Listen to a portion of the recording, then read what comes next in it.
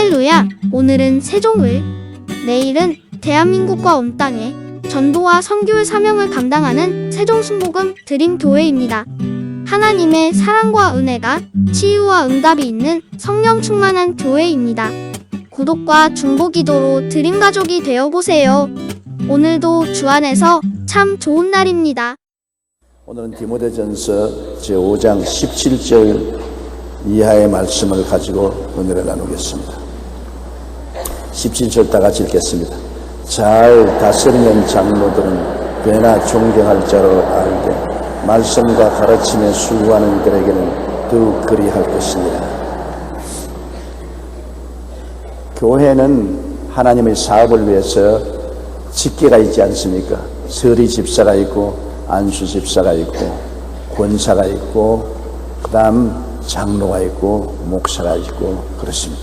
그런데 초대교회 때는 목사를 특별히 목사라고 부르지 않고 목사를 장로라고 같이 불렀습니다. 베드로도 자기가 장로라고 했습니다. 요한도 자기가 장로라고 했습니다. 그 장로 중에 말씀을 전개하고 가르치는 일을 하는 장로는 목사고, 그 다음 교회를 잘 다스리고 치리하며 행정 업무를 다하는 분은 그냥 장로입니다. 오늘날에도 교회 직제 중에서 장로님은 교회에 치리하시는 장로하고, 그 다음에는 말씀과 가르치는 것을 전념하는 목사, 이 두 계급으로 뚜렷이 나누어지는 것입니다. 그런데 잘 다스리는 장로를 배나 존경할 자로 알되, 교회를 잘 다스려서 분쟁이 없게 하는 것은 장로가 할 직문인 것입니다. 오늘날 대개 교회가 분쟁이 생기는 것은 장로님들과 장로님들 사이에 분쟁이 생기든지 장로님과 목사와 사이에 대결되고 분쟁이 생기므로 교회에 상처를 입게 되는 것입니다. 그러나 어찌하는지 교회는 예수 그리스도의 몸이요 그리스도의 용서와 화해와 사랑의 본부인 것입니다. 예수님의 십자가는 언제나 죄를 짓고 불의하고 추악하고 버림을 받아야 마땅한 자들을 대신 사랑하시고 용서하시고 화해시키는 그 처소가 바로 교회인 것입니다. 그렇기 때문에 교회에 들어오면 교회에서 마음속에 원한을 갖고 있을 수가 없어요.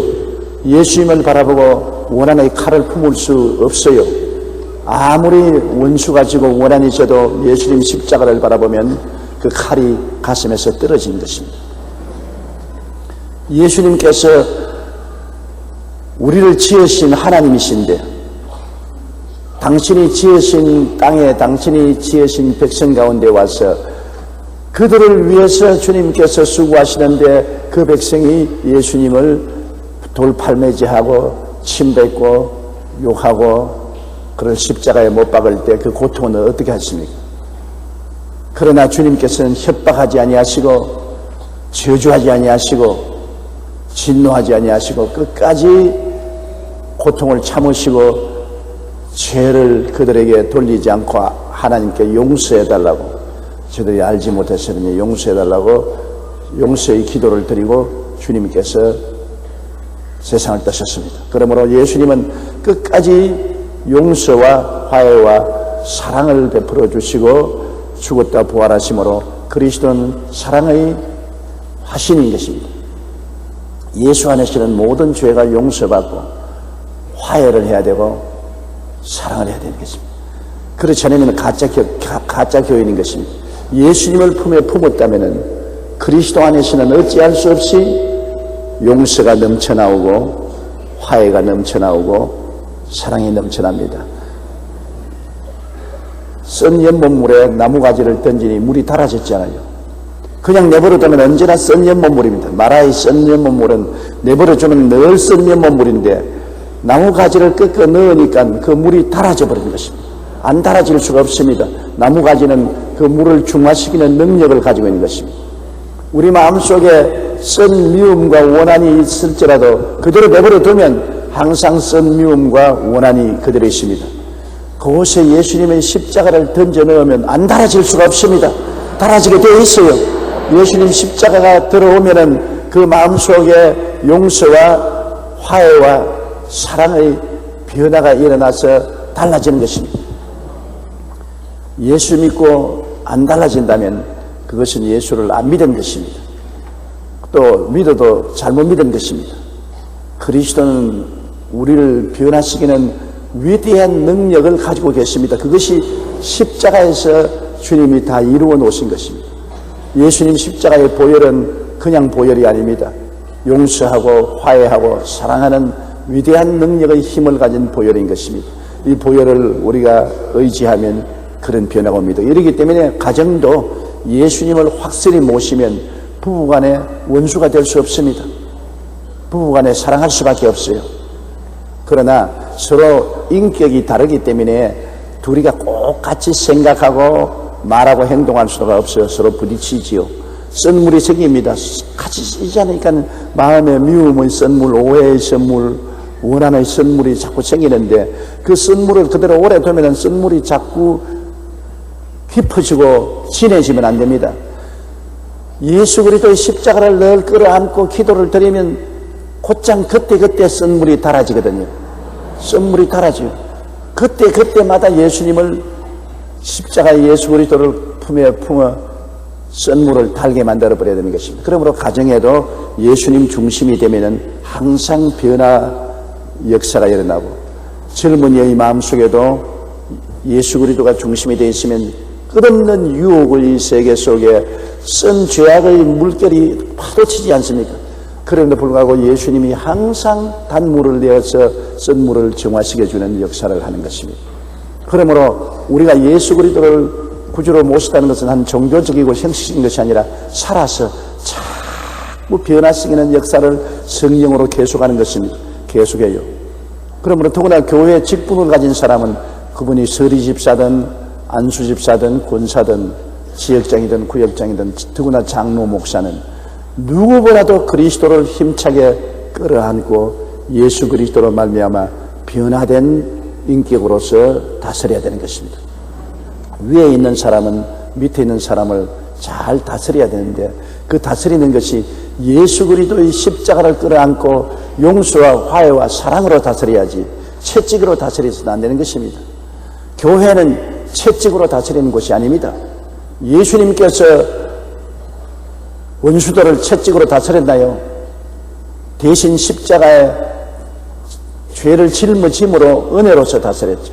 교회는 은혜로서 다스리고 사랑으로 다스려야 되는 것입니다. 그러므로 장로님들이 되면은 장로님들은 예수 그리스도의 은혜를 깊이 체험하고 예수 그리스도의 은혜로 말미암아 용서와 화해와 사랑으로 다스려야 됩니다. 그러면 성도들이 배나 존경한다.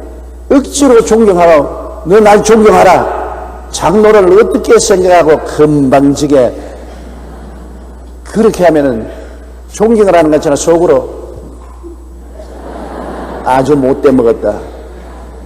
너 혼자 장로해라. 그렇게 말할 것입니다. 존경이라는 것은 마음에서 우러나는 것입니다. 옛말에도 성인지 덕은 초상지 풍이라 이런 말이 있습니다.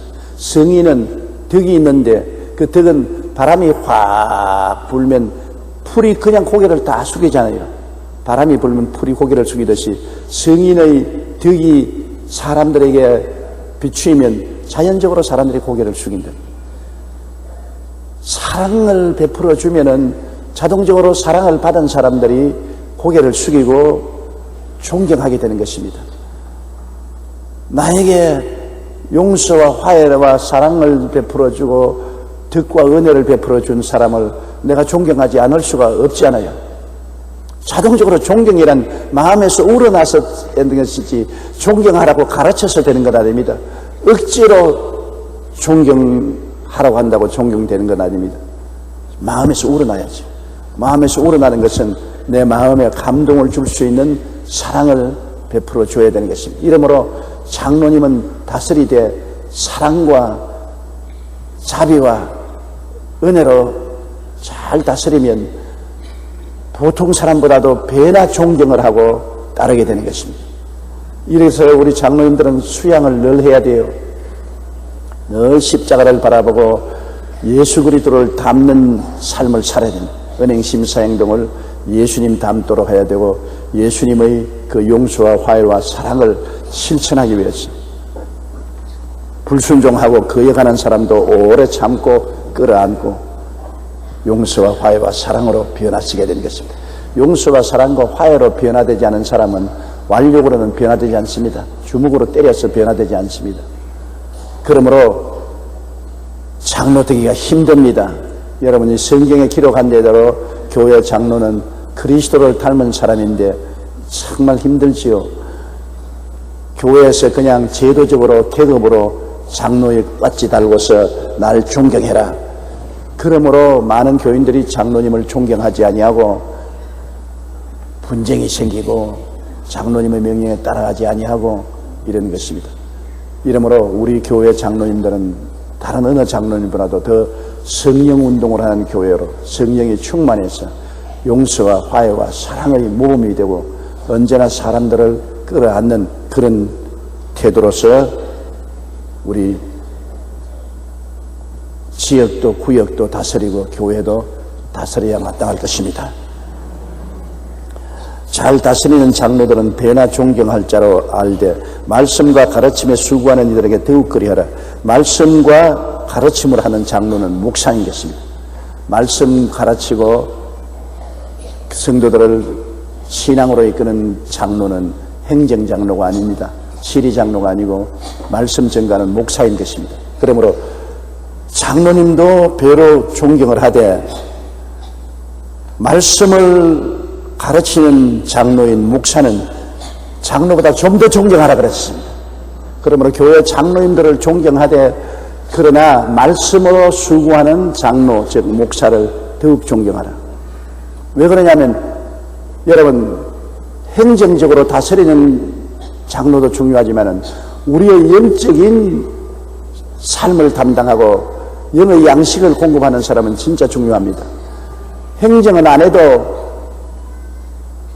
배를 굶지 않으면 살아남을 수 있습니다. 아무리 행정을 잘해도 배를 굶겨 놓으면 죽어버리는 것입니다. 말씀을 전가하는 장로, 즉 목사는 말씀을 증거해서 성도들의 영혼이 배고프지 않고 영양실조에 걸리지 않게 하는 것이 주의 종이 하는 일인 것입니다. 정말로 말씀을 잘 증거해서 성도들을 배고프지 않게 하는 것은 책임감이 얼마나 큰지 말로 다 알 수 없습니다. 아유, 책임이 엄청나게 커요. 그리고 말씀이 그냥 서서 입만 열다고 나오나요? 사람들은 저보고 그런 말을 합니다. 무려 49년 동안 설교를 했으니 그냥 서기만 하면 입에서 말씀이 줄줄 나온다고 하는데, 여러분, 나는 여러분에게 묻는데, 여러분 가정주부로서 적어도 20년, 30년 동안 살아왔는데 부엌에 들어가면 요리할 방법이 그냥 줄줄줄줄 나오죠.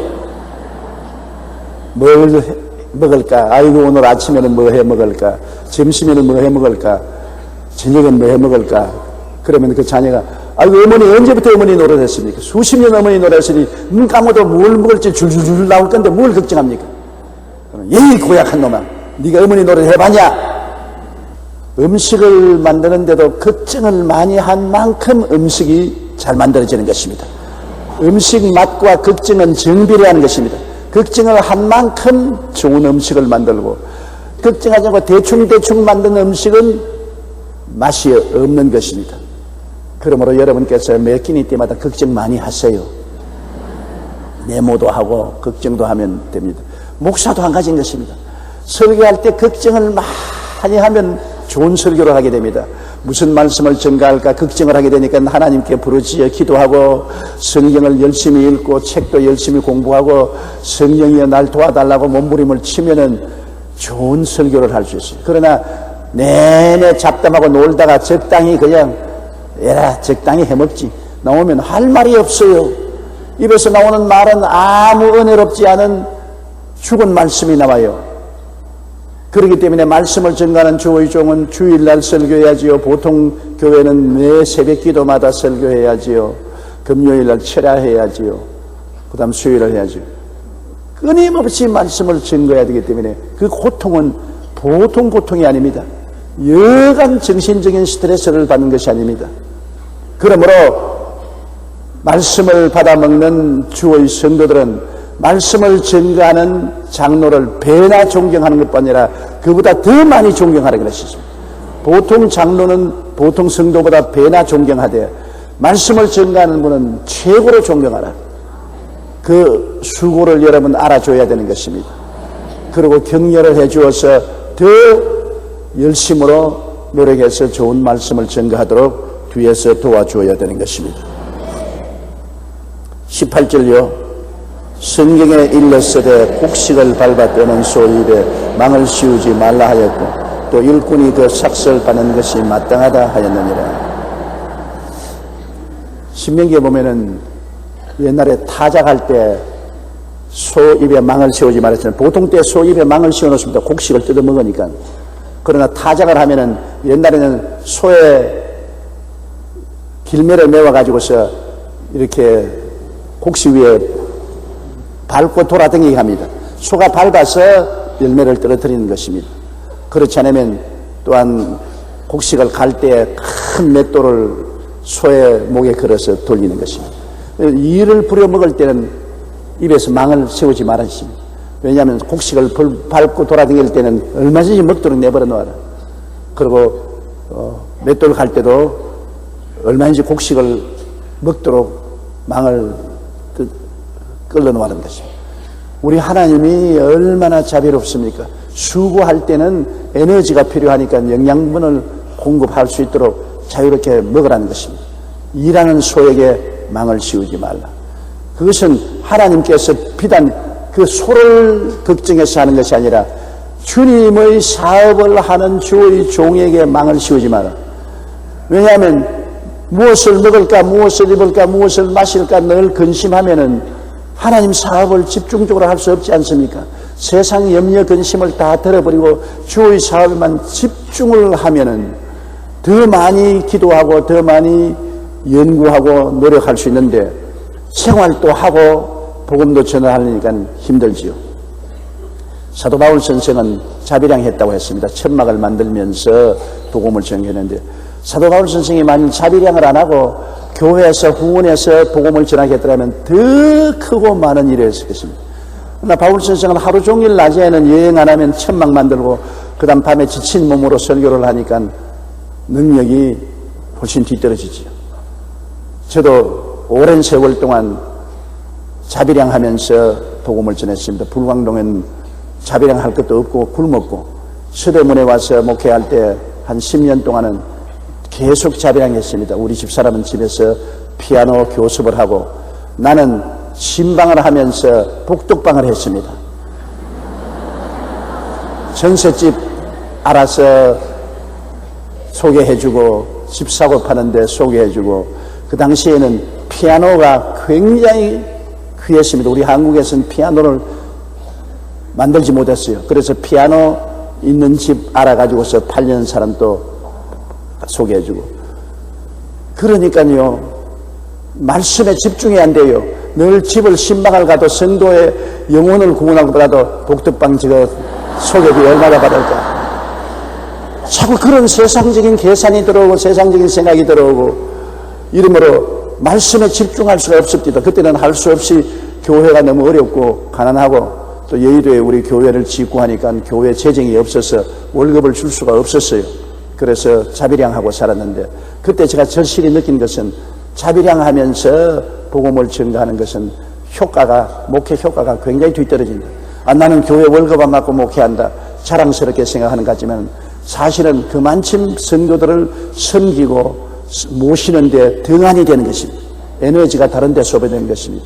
이러므로 성경은 말하기를 곡식을 밟아 뜨는 소의 입에 망을 씌우지 말라. 일꾼이 그 삭설 받는 것이 마땅하다. 일을 했으면 삭설 받아야지. 일하는 사람에게 삭설 떼먹는 사람은 고약한 사람입니다. 임금 착취하는 사람은 나쁜 악덕 기업인인 것입니다. 그러므로 일하는 사람에게는 삭설 줘야 되고 소에게는 망을 씌우지 말아야 하는 것처럼 주의 종을 잘 대접을 하면은 더 많이 일을 하게 되고 하나님을 기쁘시게 하는 것입니다. 주의 종을 박대하면 안 됩니다. 주의 종에게 물질적으로 부족함이 없게 돌봐주면 넘치는 은혜를 받을 수가 있고 하나님의 사랑과 축복을 더 받을 수 있는 것입니다. 그렇기 때문에 교회는 마땅히 하나님의 사업을 하는 사람들의 뒤를 잘 받들어 주어서 주의 사업을 잘 할 수 있도록 도와주어야 될 것입니다. 늘 물질이 부족해가지고서 어떻게 먹고 사나 걱정하고 집에 들어가면 물질 때문에 부부간에 싸우고 자식들 교육도 잘 시킬 수가 없고 이렇게 되면 주의 사업이 안 되는 것입니다. 옛날에는 구약시대에는 아론의 자손이나 레위 자손들에게는 하나님께서 직업을 주지 않았습니다. 다른 12지파에게는 전부 땅을 나눠줬는데 레위 지파는 땅을 안 나눠줬어요. 하나님만 섬겨라. 그리고 다른 지파에서 나오는 11조를 거두어서 레위 족속이나 아론의 자손에게 주라고 했습니다. 그래서 전적으로 주님을 섬기라. 주님을 섬기는 사람은 마음을 다하고 뜻을 다하고 정성을 다하고 목숨을 다하고 시간을 다해서 주님을 섬기지 세상 반쯤 섬기고 하나님 반쯤 섬기고 그렇게 하면은 하나님 나라에 합당치 않습니다. 주의 종은 전적으로 주님을 섬겨야 되고 성도들이 하나님의 복을 받아서 교회에 헌금 드리고 11조 내는 그 가운데서 월급을 주어서 먹고 살게 만들어라. 이게 하나님의 뜻인 것입니다. 19절요. 장로에 대한 고발은 두세 증인 없으면 받지 말 것이요. 장로는 교회에서 굉장히 높은 직위인 것입니다. 교회에서 여러분 보통 장로 못 돼요. 우리 교회의 장로가 되려면 국회의원 되는 것보다 더 힘이 드는 것입니다.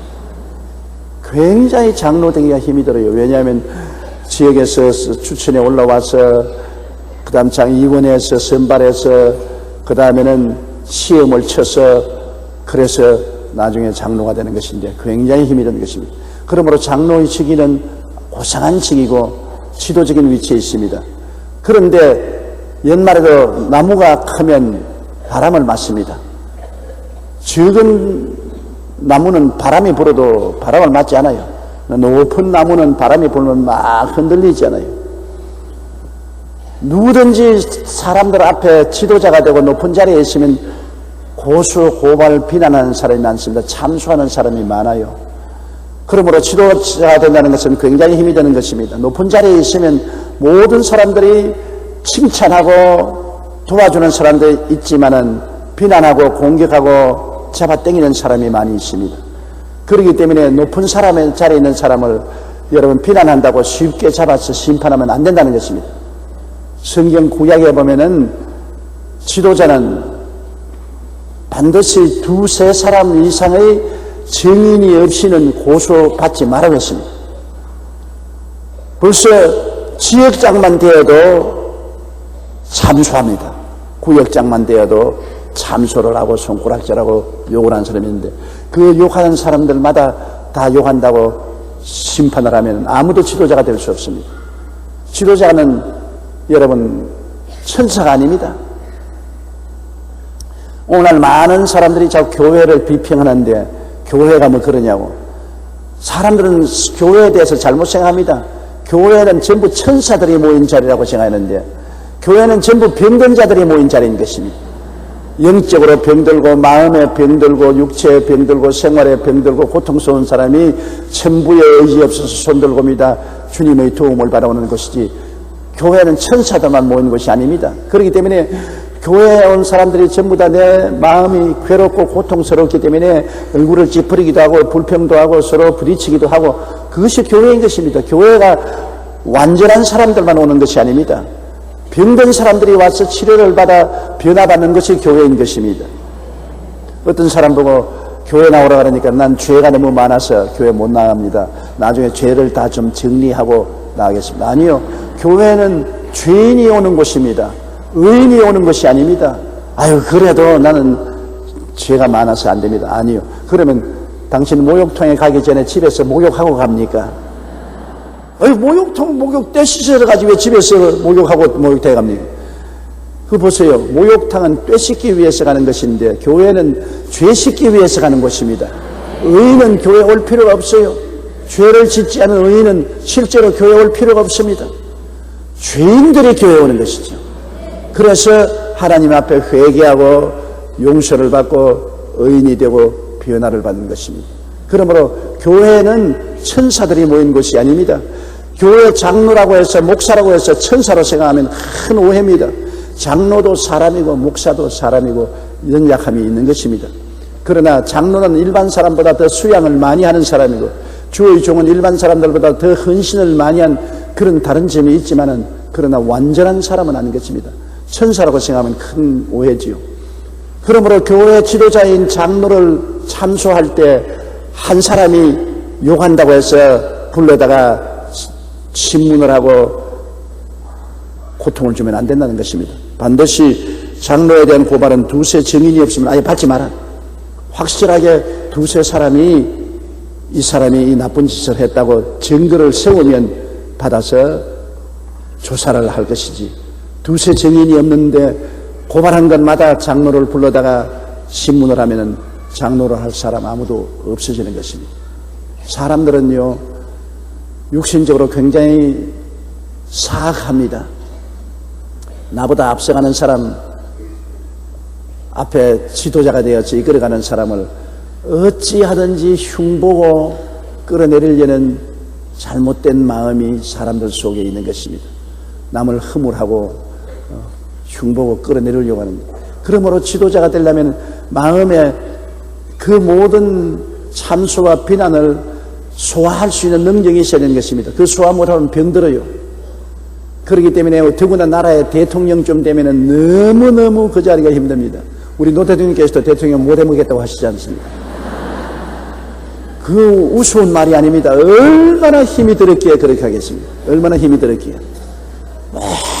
비난하고 공격하고 말도 안 되는 소리하고 그렇게 하니까 스트레스에 걸릴 수밖에 없는 것입니다. 우리 교회 지역장, 구역장만 해도 평신도보다 확실히 스트레스에 걸립니다. 자꾸 사람들이 얼토당토하는 비난을 하기 때문에. 장로님들도 스트레스에 걸리고 주의 종은 끔찍한 스트레스에 걸리죠. 그러므로 항상 기도하고 스트레스를 풀어야 되는데, 이제 우리 주의 종이 잘못하면 총회에서 심판을 해야 될 것이요, 장로가 잘못하면 교회 당회 윤리위원회에서 심판해야 될 것인데, 한두 사람 참소로서 심판을 하면 안 된다는 것입니다. 반드시 두세 사람의 증인이 있거들랑 하라. 그 증인이 바른 말 해야죠. 증인이 거짓말을 하면은 굉장히 하나님은 음악의 달인 다스리는 것입니다. 증인이란 바른 말을 하는 것입니다. 어떤 어린아이가 재판관에 앞에 서서 증인으로 섰는데 상대편 변호사가 그 어린아이를 보고 막 협박을 합니다. 너 한 말 참말이냐? 참말입니다. 너 오기 전에 너 아버지가 너보고 이렇게 말하라고 했지? 했습니다. 그것 보라고. 얘 증인은 믿을 수가 없는 것이 아버지가 다 미리 말해서 한 것이라고. 이양양하게 그렇게 말하면서 아버지가 뭐라고 말하대? 우리 아버지가요, 변호사가 여러 가지 유도 질문을 하고 너를 신문을 할 것인데 언제나 바른 말만 하라고 하십니다. 거짓말을 안 하고 바른 말만 하면은 무슨 유도 질문으로 하더라도 한결같은 말을 할 것이라고. 그 어린아이 말이 맞습니다. 변호사는 자꾸 유도 질문을 해서 그 어린아이가 정은이 틀렸다고 말하려고 만들려고 하는데, 그 어린아이는 나는 오직 본 것, 들은 것, 확실한 것을 말합니다고. 거짓말을 하지 말고 참말을 하라고 우리 아버지가 말하더라고. 그리고 정의는 참말하는, 우리 예수 믿는 사람을 정인이라고 합니다. 너희가 성령을 받으면 권능을 얻고 예루살렘과 온 유대와 사마리아와 땅까지 나의 정인이 되리라. 여러분, 우리들은 정인입니다. 참말을 하는 정인은 무슨 정인입니까? 하나님의 아들 예수님이 육신을 쓰고 오셔서 우리 죄와 불의, 추악과 저주, 절망을 십자가에 걸머지고 몸짓고 피 흘려 죽어서 대신하시고 무덤에 들어갔다가 사흘 만에 부활해서 성천하신, 이 정인 증거하는 것입니다. 사람들이 우리의 증거를 듣고서 예수를 믿게 되는 것입니다. 그럼 사람들이 너 봤냐? 육신의 눈으로는 안 봐도 마음의 눈으로는 봤다. 너 정말 예수님이 대신 십자가에 죽었다가 부활한 것을 어떻게 하냐? 나는 인생에 예수를 믿고 체험을 했고 그리스도를 믿어서 내 마음이 변화된 이야기를 하고 가족들이 변화된 이야기 혹은 병나은 이야기 하나님의 은혜를 체험한 이야기 이 정의는 똑똑히 증거를 해야 되는 것입니다. 예수 믿고 구원받으라. 어떻게 구원받냐? 너 정말 예수님 봤냐? 못 봤어. 그럼 구원받으면 어떻게 하냐? 몰라. 그러면 증인이 안 되지요. 증인은 요리 정연하게 예수 그리스도가 구주인 것을 증거해 내와야지. 그렇기 때문에 예수 그리스도를 증거할 때 큰 어려움에서 그리스도를 믿고 구원을 받은 사람들이 증거가 셉니다. 암호에 걸렸다가 예수를 믿고 암에서 고침받은 사람이라든지 자살하려고 하다가 예수 믿고 변화받아 그리스도를 구주로 모시고 새롭게 살게 되었다든지 파괴된 가정이 예수 믿고 변화됐다든지 이런 것은 내가 체험했다는 것보다 더 강한 증거가 없습니다. 내가 체험했다. 내가 맛보고 체험하고 나는 확실히 안다. 그러므로 당신도 이리 따라오면 이런 체험을 할 수 있다. 그래서 내가 체험을 한 그리스도의 신앙이 강한 증인이 될 수 있는 것입니다. 우리가 예수 그리스도에 대해서 강하고 담대하게 증인이 되어야 되는 것인데 이 세상 사람이 범죄했을 때도 두세 사람의 증인을 데리고서 심판하라고 했는데 우리가 복음 전도를 갈 때 내 혼자 가는 것보다 두세 사람 같이 전도하는 것이 힘이 있습니다. 신방할 때도 혼자 신방하지 말고 두 사람, 세 사람이 함께 신방해서 두세 사람 증인이 되면 그 신방과 전도가 더 힘이 있는 것입니다. 그렇기 때문에 예수님께서 사도들을 전도하러 보낼 때 두 사람씩 보냈어요. 베드로는 요한과 같이 늘 다니고 바울은 실라와 같이 바나바와 같이 다니다가 그다음에 실라와 같이 다니고 언제나 두 사람씩 짝을 지어가면은 더 강한 증인이 될 수가 있는 것입니다. 그 다음 20절요. 범죄한 자들은 모든 사람 앞에서 꾸짖어 나머지 사람들로 두려워하게 하라. 디모데는 사도적인 자리에 서서 교회 갔기 때문에 그 교회에 범죄한 사람이 나타나거든. 다시 말하면 교회 직분을 가진 집사님이나 장로님이 확실히 잘못한 범죄를 한 것이 나타나거든. 그대로 지나지 말고 대중 앞에서 그를 꾸짖어서 징계를 하라는 것입니다. 교회에 큰 상처를 입혔다든지 윤리와 도덕적인 범죄를 했으면 공개적으로 꾸짖어서 징계를 하라. 그렇게 말한 것입니다. 그렇다고 해서 아무나 공개적으로 하지 말고 이미 드러난 죄, 모든 사람이 다 보아서 범죄한 것이 확실히 드러난 죄는 공개적으로 꾸짖어서 징계함으로 사람들에게 교훈이 되고 두려움이 되게 하라고 말한 것입니다. 21절요. 하나님과 그리스도 예수와 택하심을 받은 천사들 앞에서 내가 엄히 명하노니 너는 편견이 없이 이것들을 지켜 아무 일도 불공평하게 하지 말며. 굉장히 엄한 명령입니다. 하나님과 그리스도 예수님과 택하심을 받은 천사, 택하심을 받은 천사라는 것은 특별히 하나님께서 이 사명을 맡긴 천사를 말하는 것입니다. 요한계시록에 보면 사명 받은 천사들이 많이 있지 않습니까? 하나님 아버지와 예수님과 특별히 사명받은 천사들 앞에서 바울 선생이 명하는 것입니다. 그러니 그 권위를 대항할 자가 없지요. 하나님 권위와 예수님의 권위와 직분 맡은 천사들 권위를 가지고서 명령을 한다. 그러면 무슨 명령이냐? 절대로 편견 없이 교회를 다스려라. 내가 좌로나 우로나 치우치자든지 특별한 사람은 특별히 봐주고 아닌 사람은 안 봐주는 이런 편견 없는 사심이 없는 그러한 마음으로 교회를 공평하게 다스리는 것입니다. 편견 없는 공평한 다스림. 이것은 언제나 공동체가 모인 곳에서는 반드시 지켜야 될 룰인 것입니다. 우리가 함께 모여서 함께 사는 데는 반드시 지도자가 편견이 없이 공평하게 해야 불평이 없고 단결이 되는 것입니다. 저거만한 구역에도 그렇습니다. 구역장님이 그 구역에 사는 몇 사람을 특별히 끼고 돌면은 다른 사람들이 소외감을 느끼는. 끄고 돌지는 사람이 편견이 없고 공평하게 구역장님이 이끌어가면 모든 사람이 다 존경하고 따라가는 것입니다. 편견하고 불공평하면은 소외된 사람들이 당장 들고 일어나서 저항을 하는 것입니다. 그것은 우리 교회뿐 아니라 사회단체에도 편견을 가지거나 불공평하게 하면 문제가 생기죠. 요사이 신문에 늘 나오는 것이 사회기관이나 단체가 편견과 불공평으로 다스렸다가 문제가 생겨서 불평을 하는 것을 많이 볼 수 있는 것입니다. 그러므로 바울 선생은 하나님과 그리스도 예수와 택하신 천사들 앞에서 엄하게 명령하기를 장로나 목사, 지도자는 편견이 없이 공평하게 성도들을 다스리라고 그렇게 엄히 명령하고 있습니다. 근데 참 힘들어요. 왜냐? 여러분 자식을 낳아보면 자식이 5명인데 5명 다 똑같이 사랑합니까?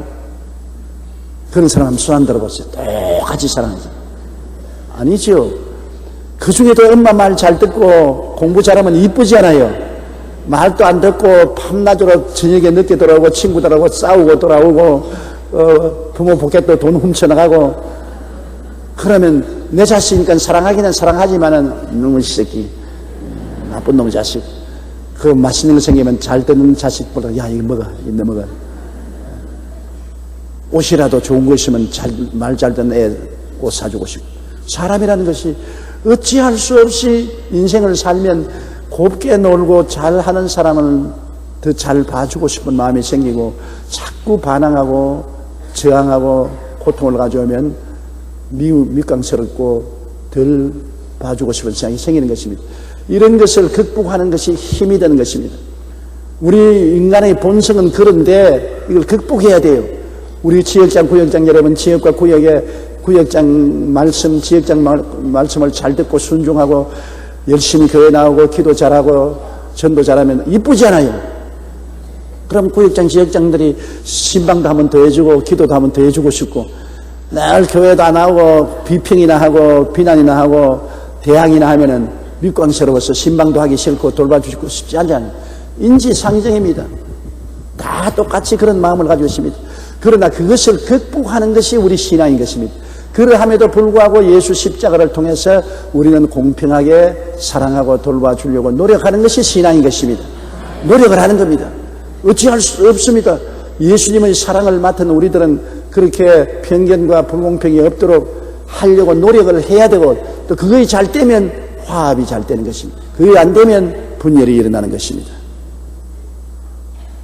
그 다음 22절요. 아무에게나 경솔히 안수하지 말고 다른 사람의 죄에 간섭하지 말며 내 자신을 지켜 정결하게 하라.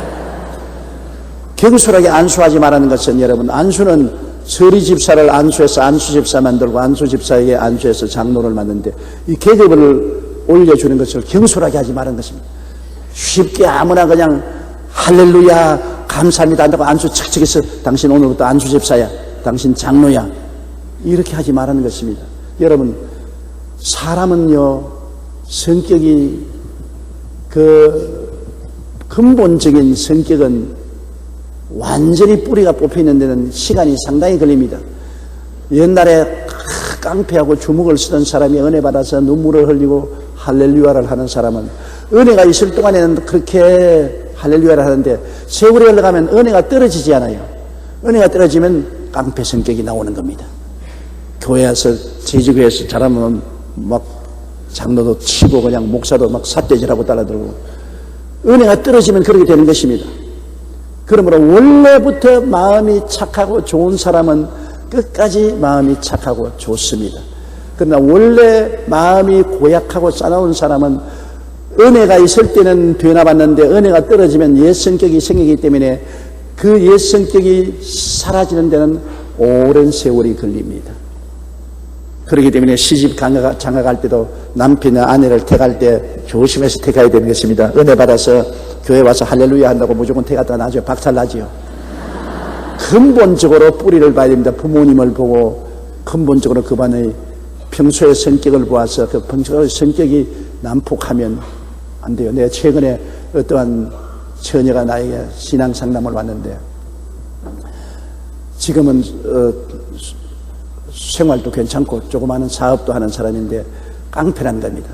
아주 조폭으로서 싸나운 삶을 살고 사람도 치고 사기도 치고 했으나 교회에 나와서 개과천선하고 이제는 착한 사람이 되었다는 것입니다.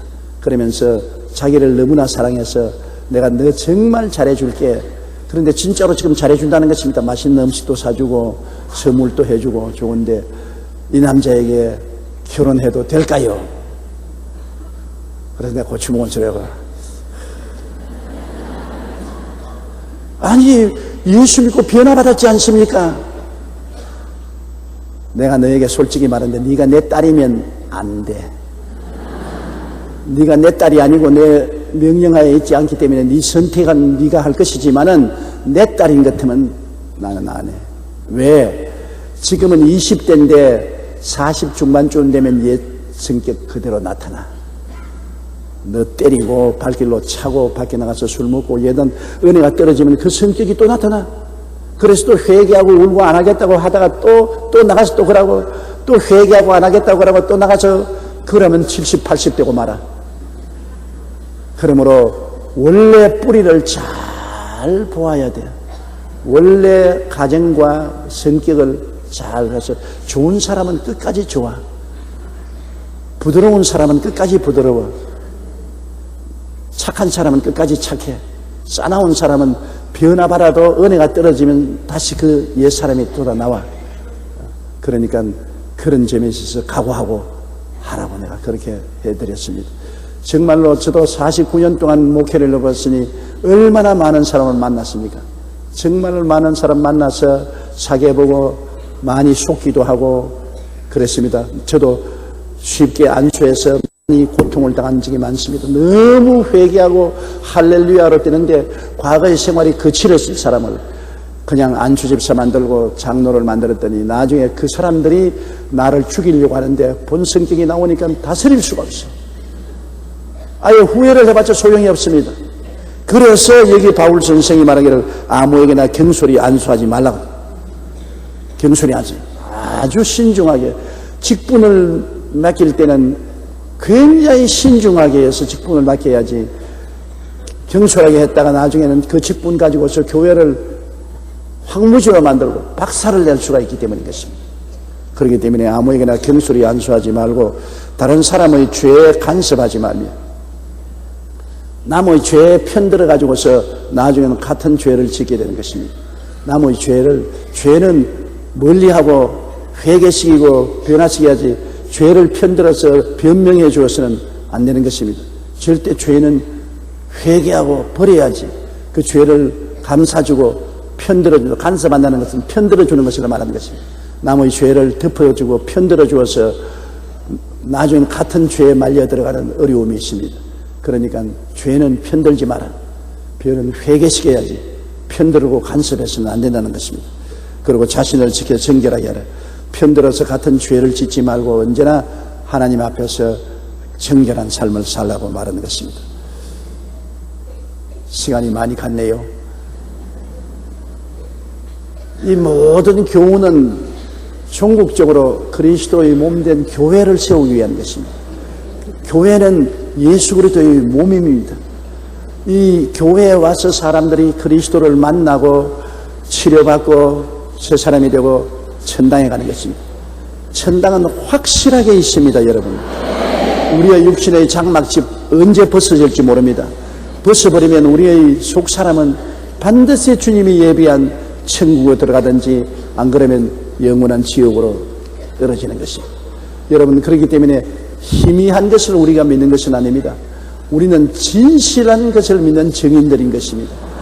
언제 주님이 오시라고 하더라도 우리 기꺼이 두 손 들고 갈 수 있도록 우리 마음과 뜻과 정성을 다해서 예수님을 사랑하고 몸된 교회를 사랑하는 여러분 되시기를 주님 이름으로 축원합니다.